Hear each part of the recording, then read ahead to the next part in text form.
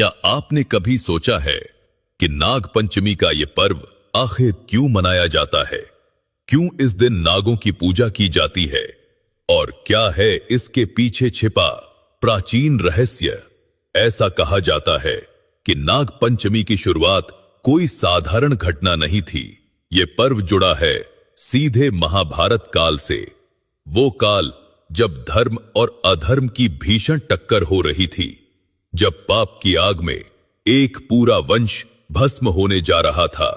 उसी समय जन्मी एक ऐसी कथा जो आज भी हमारे जीवन को सर्प भय, पाप और दुखों से मुक्त करने की शक्ति रखती है। स्वयं भगवान महादेव ने कहा है, जो भी व्यक्ति नाग पंचमी के दिन इस पुण्य कथा का श्रवण करता है, उसके असंख्य दुखों का अंत होता है और उसके परिवार के किसी भी सदस्य को कभी सर्पदंश नहीं होता। ये कोई साधारण आशीर्वाद नहीं, ये उस दिव्य कथा की शक्ति है जो पीढ़ियों से चली आ रही है। तो आइए मैं आपको लेकर चलता हूं उस कालखंड में।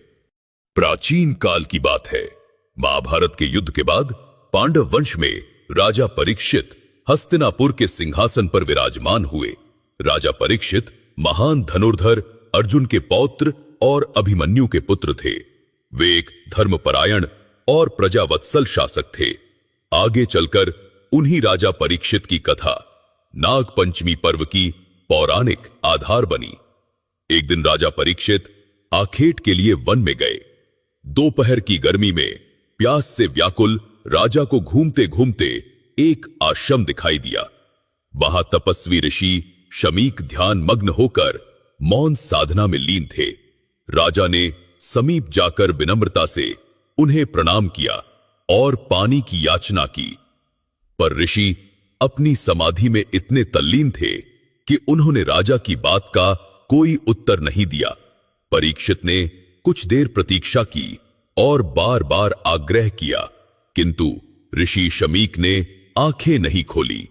यह देखकर राजा को लगा कि ऋषि उसका अनादर कर रहे हैं। लगातार उपेक्षित होने पर राजा परीक्षित को क्रोध आ गया। गुस्से में चारों ओर नजर घुमाते हुए उनकी दृष्टि एक मृत सर्प पर पड़ी। आवेश में आकर परीक्षित ने वो मरा हुआ सांप उठाया और अपमान स्वरूप ऋषि शमीक के कंधे पर डाल दिया। इसके बाद भी ऋषि ने कोई प्रतिक्रिया नहीं दी और पूर्ववत ध्यान में लीन रहे। राजा थोड़ी देर वहां रुके, फिर गुस्से में तमतमाए हुए महल लौट आए। जल्द ही उनका क्रोध शांत हुआ और उन्हें अपने किए पर पछतावा होने लगा। उसी आश्रम में एक शिष्य ने अपने गुरु शामीक के गले में मरा सर्प लटका देखा। यह दृश्य देखकर वो अत्यंत क्रोधित हो गया और पास ही दूसरे स्थान पर तपस्या कर रहे ऋषि शामीक के पुत्र श्रृंगी के पास दौड़ गया।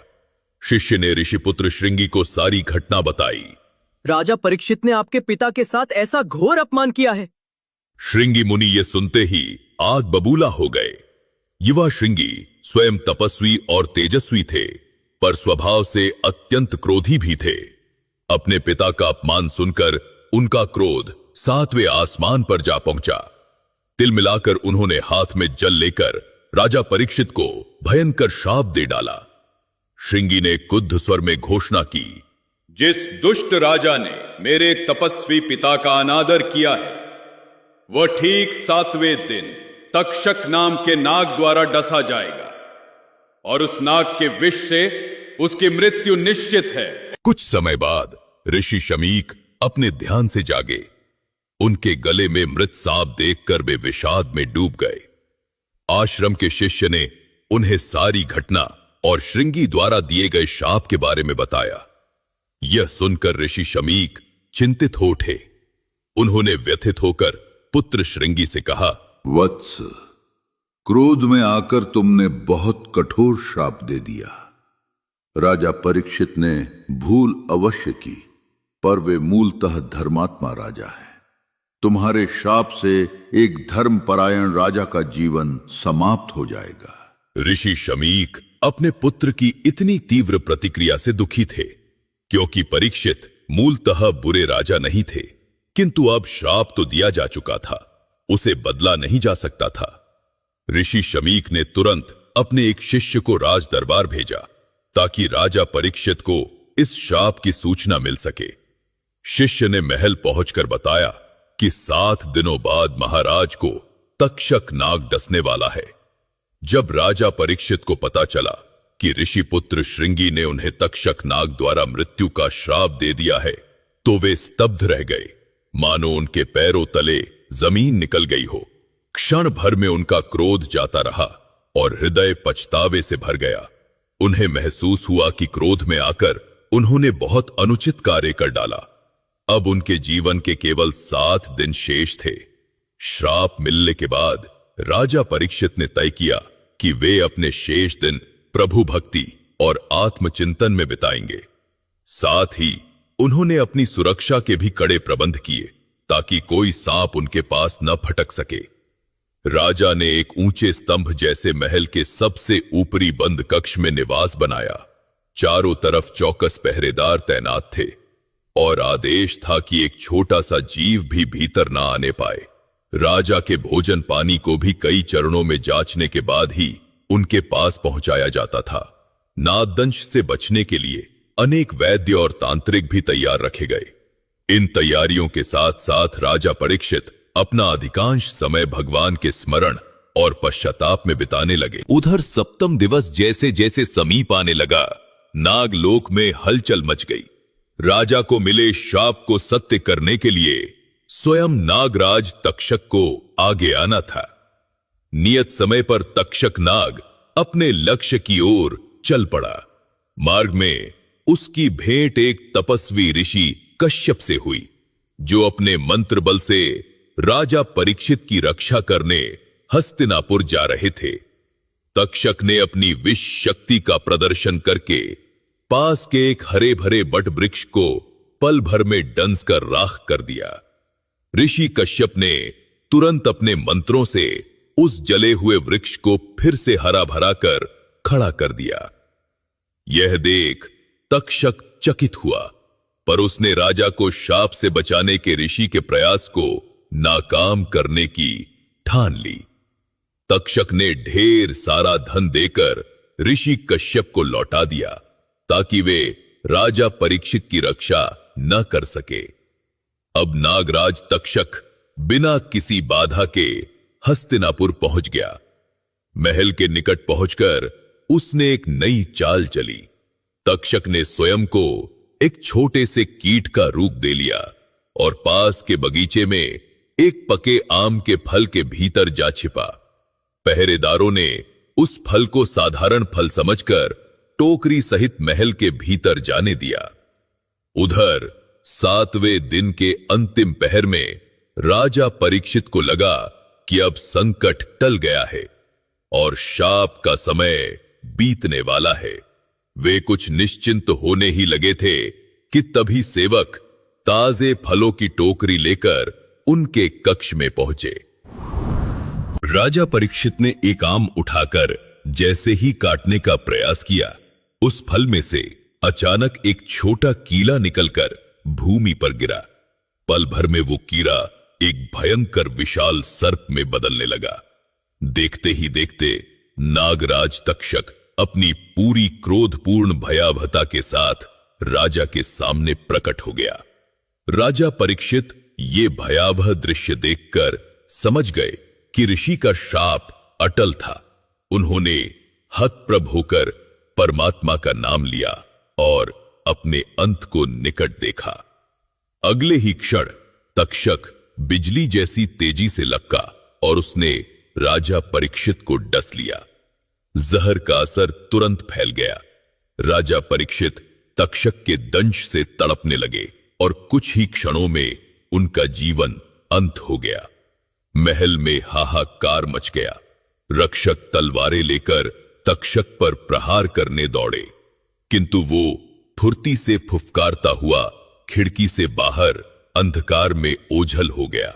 इस प्रकार ठीक 7वें दिन ऋषि का शाप फलित हुआ और नागराज तक्षक के विष ने राजा परीक्षित का अंत कर दिया। पूरे हस्तिनापुर में शोक की लहर दौड़ गई। प्रजा अपने प्रिय राजा की ऐसी दुखद मृत्यु से स्तब्ध और भयभीत थी। राजा परीक्षित अपने पीछे एक पुत्र छोड़ गए थे, राजकुमार जन्मजय। पिता की मृत्यु के बाद नवयुवक जन्मजय का राज्याभिषेक किया गया। वो अपने पिता की दुखद मृत्यु से अंदर तक मर्माहत था। अपने पिता की चिता के सामने ही उन्होंने क्रोध और शोक में प्रतिज्ञा ली, मैं नाग जाति का समूल नाश करके ही पिताजी का बदला पूरा करूंगा। उनकी आंखों में क्रोध के आंसू जल रहे थे। राजा बनते ही जन्मजय के मन में प्रतिशोध की ज्वाला धनकने लगी। राज दरबार में जन्मजय ने अपने गुरुओं और ब्राह्मण मंत्रियों से परामर्श किया कि नागों को समाप्त करने के लिए क्या किया जाए। तब अनुभवी पुरोहितों ने सुझाव दिया कि एक विशाल सर्प यज्ञ किया जाए, जिसमें मंत्र बल से सभी नाग बलपूर्वक अग्नि में खींचे चले आएंगे और भस्म हो जाएंगे। यह सुनकर राजा जन्मजय ने अपने पिता के हत्यारे नागों से बदला लेने के लिए तुरंत महायज्ञ के आयोजन का आदेश दे दिया। देश भर से श्रेष्ठ वेद पाठी ब्राह्मणों को इस यज्ञ में आमंत्रित किया गया। राजधानी के बाहर एक विराट यज्ञ मंडप बनाया गया, जिसके मध्य में एक बड़ा हवन कुंड स्थापित हुआ। उसमें प्रचंड अग्नि प्रज्वलित की गई। राजा जन्मजय स्वयं वेदी पर बैठे और आहुति देने लगे। चारों ओर वेद मंत्रों का उच्चारण गूंज उठा। मंत्रों की शक्ति से चमत्कारिक घटनाएं घटने लगी। यज्ञ कुंड की आग में मानो अदृश्य चुंबकीय आकर्षण उत्पन्न हो गया। दूर जंगलों, बिलों और धरती के कोने कोने से सर्प उस अग्निकुंड की ओर खिंचकर उड़ने लगे। देखते ही देखते सैकड़ों नाग आकाश और भूमि दोनों मार्गों से हवन कुंड की लपटों में गिरते ही भस्म होते गए। यज्ञ की अग्नि तेज से तेजतर होती गई और असंख्य सर्पों के जलने से उठता काला धुआं आकाश में छा गया। नागों के जलने से उनकी दर्दनाक फुफकार और तड़प की चीख जैसी ध्वनियां यज्ञ स्थल पर गूंज उठी, जिन्हें सुनकर वहां उपस्थित लोगों के रोंगटे खड़े हो गए। इस महायज्ञ से संपूर्ण नागवंश विनाश के कगार पर आ पहुंचा। अनगिनत छोटे बड़े सांप जलकर भस्म हो गए। राजा जन्मजय ये भयावह दृश्य देखकर भीतर ही भीतर संतोष अनुभव कर रहे थे कि उनके शत्रुओं का अंत हो रहा है। प्रतिशोध की अग्नि में उनका हृदय कठोर बना रहा और आहुति लगातार जारी रही। उधर इतने नागों के नष्ट हो जाने पर भी नागराज तक्षक अब तक यज्ञ कुंड में नहीं आया था। जैसे जैसे उसे अपनी जाति के सर्वनाश का आभास हुआ, तक्षक को अपने प्राणों का भय सताने लगा। अंततः स्वयं को बचाने के लिए वो देवताओं के राजा इंद्र की शरण लेने आ पहुंचा। तक्षक सीधा स्वर्गलोक में इंद्रदेव के महल पहुंचा और पूरी विपत्ति कह सुनाई। इंद्रदेव पहले तो हैरान हुए कि मानवों के यज्ञ में ऐसी शक्ति कैसे, पर जल्द ही उन्होंने तक्षक को आश्वासन दिया और अपने सिंहासन के पाए से लिपटकर छिप जाने को कहा। भयभीत तक्षक इंद्र के सिंहासन से लिपटकर छाया में छिप गया। इंद्र ने घोषणा की, जब तक नागराज तक्षक मेरी शरण में है, कोई उसका बाल भी बांका नहीं कर सकता। मैं देखता हूं कौन सी शक्ति उसे यहां से खींच सकती है। इधर यज्ञशाला में आहुतियां लगातार जारी थी। तभी यज्ञ करवाने वाले ऋषियों में से एक ने राजा जन्मजयी को सूचना दी, महाराज, यज्ञ में असंख्य नाग भस्म हो चुके हैं, किंतु नागराज तक्षक अब तक नहीं आया।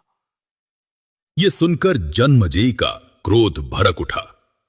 उन्होंने वेदी पर मंत्र पढ़ रहे ब्राह्मणों को आदेश दिया, अपनी पूरी शक्ति लगा दो। तक्षक चाहे जहां छिपा हो, उसे इस हवन कुंड की आग में खींच लाओ। एक भी सांप जीवित नहीं बचना चाहिए। तब ब्राह्मणों ने और जोर से तपोमंत्रों का जाप शुरू किया।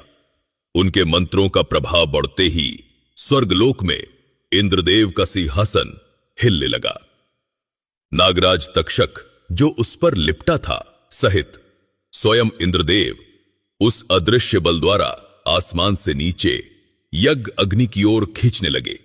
इंद्र ने स्वयं को तक्षक समेत तेजी से नीचे गिरते पाया तो घबरा उठे। उन्होंने तक्षक को पकड़ा, लेकिन वे दोनों धीरे धीरे पृथ्वी की ओर खींचे चले जा रहे थे। वासुकी नागराज ने भी इंद्र सहित देवताओं से प्रार्थना की कि वे नागवंश की रक्षा करें। इधर समस्त देवता संकट में पड़ गए और इस महाविनाशक यज्ञ को रोकने का उपाय खोजने लगे। देवताओं ने विचार किया कि इस विनाशकारी यज्ञ को रोकने का उपाय केवल एक बुद्धिमान तपस्वी ही कर सकता है। उन्होंने युवा आस्तिक मुनि से विनती की कि वह पृथ्वी पर जाकर सर्प यज्ञ रुकवाए। आस्तिक मुनि एक विवेकशील एवं तेजस्वी ब्राह्मण थे, जिनकी माता नागराज वासुकी की बहन एक नाग कन्या थी और पिता एक तपस्वी ऋषि थे। इसलिए आस्तिक को नागों पर आने वाले संकट का भान था और राजा को समझाने के लिए आवश्यक ज्ञान व विनम्रता भी। आस्तिक मुनि देवताओं का आग्रह स्वीकार कर यज्ञ मंडप के द्वार पर आ पहुंचे। पहरेदारों ने अचानक आए इस अपरिचित ब्राह्मण युवक को रोकने का प्रयास किया, किंतु आस्तिक के शांत तेज से प्रभावित होकर अंततः उन्हें सभा में प्रवेश की अनुमति मिल गई। यज्ञशाला के भीतर उस समय हवन कुंड की लपटें ऊंची उठ रही थी और वेद मंत्रों का घोर उच्चारण गूंज रहा था। ऐसे में किसी बाहरी की आवाज सुनाई देना असामान्य था। तभी आस्तिक ने ऊंचे स्वर में राजा जन्मजेय को प्रणाम करके कहा, महाराज, मुझे आपके महान सर्पयज्ञ के दर्शन की इच्छा थी, इसलिए दूर से यहां उपस्थित हुआ हूं। एक अपरिचित युवा ब्राह्मण की आवाज सुनकर राजा जन्मजेय और सभी पुरोहित चकित होकर उसकी ओर देखने लगे। यज्ञ में विघ्न पड़ता देख कुछ ऋषि क्रोधित भी हुए। राजा ने गंभीर स्वर में पूछा, हे ब्राह्मण कुमार, आप कौन हैं और इस यज्ञ में आपका क्या कार्य है? आस्तिक ने हाथ जोड़कर विनम्रता से उत्तर दिया, राजन, मैं एक तुच्छ ब्राह्मण हूं जो ज्ञान की खोज में स्थान स्थान पर भ्रमण करता है। मैंने आपके महायज्ञ की महिमा सुनी तो खुद को यहां आने से रोक नहीं सका। कृपा करके मेरे आने को क्षमा करें और अपना आशीर्वाद दें। राजा जन्मजय ने आस्तिक की मधुर वाणी और विद्वत्ता से प्रसन्न होकर कहा, कुमार, आपका स्वागत है। आप जैसे विद्वान का हमारे यज्ञ में आगमन शुभ माना जाएगा। बोलिए, मैं आपके लिए क्या कर सकता हूं? आस्तिक ने अवसर पाकर निवेदन किया, महाराज, यदि आप मुझ पर प्रसन्न हैं तो मुझे एक वरदान दे। जन्मजय ने उदारता से सहमति देते हुए कहा, निश्चय ही मांगो ब्राह्मण देव। तब आस्तिक मुनि ने विनीत स्वर में प्रार्थना की, राजन, कृपा करके ये सर्पमय यज्ञ यहीं समाप्त कर दीजिए। बस यही वरदान मुझे दीजिए। यह सुनते ही राजा जन्मजय सहित पूरी सभा स्तब्ध रह गई। कुछ क्षण के लिए किसी के मुख से शब्द नहीं निकला। राजा को स्वयं अपने कानों पर विश्वास नहीं हुआ। फिर उन्होंने आश्चर्य और क्रोध मिश्रित स्वर में कहा, ब्राह्मण कुमार, तुम मुझसे क्या मान रहे हो? मेरे पिता की हत्या करने वाले नागों के संहार के लिए ही तो मैं ये यज्ञ कर रहा हूं। तुम्हें जो भी धन, कौ, भूमि या विद्या चाहिए वो मांग लो, परंतु यज्ञ रोकने को मत कहो। आस्तिक ने शांत किंतु दृढ़ स्वर में उत्तर दिया, महाराज, मुझे आपकी धन संपदा में कोई रुचि नहीं। मैं तो समाज के कल्याण हेतु ये वरदान मांग रहा हूं। नाग भी ब्रह्मा की सृष्टि का अभिन्न हिस्सा है। प्रतिशोध की आग में समस्त नागवंश का सर्वनाश करना उचित नहीं है। कृपा करके मेरे आग्रह को स्वीकार करें। राजा जन्मजय इस अनूठे अनुरोध से धर्म संकट में पड़ गए। एक ओर पिता की मृत्यु का प्रतिशोध था, तो दूसरी ओर एक ब्राह्मण को दिया हुआ वचन। सभा में सन्नाटा छा गया। अंततः जन्मजय ने निश्चय किया कि एक क्षत्रिय राजा को अपना वचन हर हाल में निभाना चाहिए। उन्होंने भारी मन से घोषणा की कि आस्तिक मुनि की मांग के अनुरूप सर्प यज्ञ यहीं पर समाप्त किया जाता है। राजा का आदेश मिलते ही मंत्रोच्चार थम गया। हवन कुंड की प्रज्वलित आग को शांत करने की प्रक्रिया शुरू कर दी गई। पवित्र जल की आहुति देकर कुछ ही देर में अग्नि की लपटें धीमी पड़ गईं और नागों को खींचने वाला मंत्र बल निष्क्रिय हो गया। उसी क्षण स्वर्गलोक में इंद्रदेव ने अनुभव किया कि उनका सिंहासन कांपना बंद हो गया है। नागराज तक्षक भी सकुशल थे। तक्षक ने चैन की सांस ली और मन ही मन आस्तिक मुनि को धन्यवाद दिया जिसने उसकी प्राण रक्षा की। यज्ञ रुकते ही यज्ञशाला में उपस्थित लोगों को समझ आ गया कि क्या हुआ है। राजा जन्मजय के इस निर्णय से कुछ क्रोधी पुरोहित क्षुब्ध थे कि नागों का संहार अधूरा रह गया, पर अधिकांश जन आस्तिक मुनि की जय जयकार करने लगे। नागवंश का समूल नाश रुक जाने से प्रजा ने राहत की सांस ली। जन्मजय ने आस्तिक मुनि को हृदय से धन्यवाद दिया और सम्मान पूर्वक अनेक भेंट देकर विदा किया। चलते समय राजा ने हाथ जोड़कर विनम्रता से कहा, मुनिवर, आपने सही समय पर आकर मुझे अधर्म करने से रोका है। क्रोध में मैं बहुत बड़ा पाप कर बैठता, वो आपने टाल दिया। मैं जीवन भर आपका ऋणी रहूंगा। आस्तिक मुनि ने राजा को आशीर्वाद देते हुए उत्तर दिया, हे राजन, क्षमा और दया को धारण करना ही सच्चा वीरत्व है। ईश्वर आपको यश और कीर्ति देंगे। यह सुनकर राजा जन्मजय ने भी नागवंश के प्रति अपना वैर भाव उसी क्षण त्याग दिया। इस प्रकार आस्तिक मुनि की करुणा और बुद्धिमत्ता से नागवंश विनाश से बच गया और मनुष्यों व सर्पों के बीच फिर से शांति स्थापित हुई। ये घटना श्रावण मास के शुक्ल पक्ष की पंचमी तिथि को घटी थी। कहा जाता है कि उसी दिन से नागों की रक्षा के उपलक्ष्य में हर वर्ष श्रावण शुक्ल पंचमी को नाग पंचमी का पर्व मनाया जाने लगा। इस दिन लोग नाग देवता की पूजा कर दूध, लड्डू, फूल आदि अर्पित करते हैं और उनसे रक्षा का आशीर्वाद मांगते हैं। कई क्षेत्रों में नाग पंचमी के अवसर पर भूमि को खोदने से भी परहेज किया जाता है ताकि जमीन में रहने वाले सर्पों को कोई हानि न पहुंचे।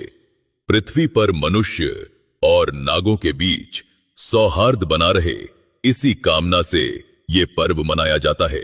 भगवान शिव के गले में नाग विराजते हैं, इसलिए नागों को देवताओं का आभूषण माना जाता है और नाग पंचमी पर उनकी पूजा को शिव की कृपा प्राप्त करने का शुभ अवसर माना जाता है। नाग पंचमी की इस पुराण प्रसिद्ध कथा से हमें सीख मिलती है कि क्रोध और प्रतिशोध में लिए गए निर्णय महान विनाश ला सकते हैं, जबकि क्षमा, दया और सद्भाव से बड़ा अनर्थ टाला जा सकता है। आस्तिक मुनि के धैर्य और करुणा ने विनाश को रोककर शांति स्थापित की। आज भी नाग पंचमी के दिन नागों का पूजन कर मानव उनके प्रति कृतज्ञता और सह अस्तित्व का संदेश देता है। तो दोस्तों, उम्मीद है आपको यह कथा पसंद आई होगी। वीडियो को लाइक जरूर करें और कमेंट में जय नाग देवता, हर हर महादेव अवश्य लिखें। साथ ही चैनल को सब्सक्राइब करना न भूलें।